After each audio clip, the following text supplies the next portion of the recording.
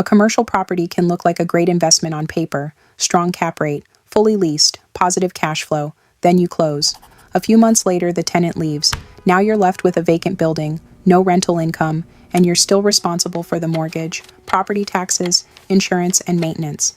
That's why you should never evaluate just the building. You need to evaluate the tenant. Here's what I look at before buying. First, the lease. Review every clause. Can the tenant terminate early? Do they have kick-out rights, relocation rights, or other provisions that let them leave? Second, get a signed estoppel certificate. It confirms the lease is valid, there are no side agreements or disputes, and verifies the rent and security deposit.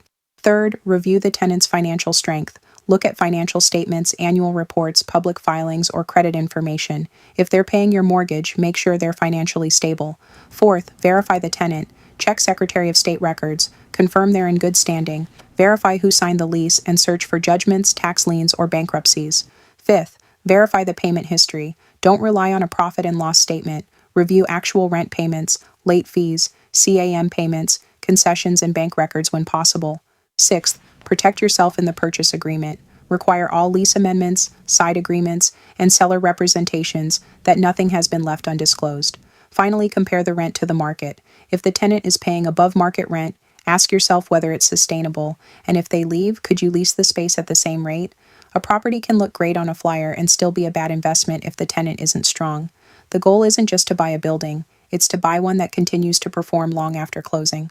And how will you know your property's potential income return? Why do real estate investors care about the capitalization rate or cap rate? Because it is the most efficient way to compare the inherent value and yield of different investment properties. By representing the annual return you would earn if you purchased the property with all cash, the cap rate strips away the influence of debt. It allows investors to quickly benchmark a property's performance against similar assets in the same market, ensuring you can identify whether a deal is priced appropriately. I'm Annie Scott, and that's your commercial real estate insight of the day.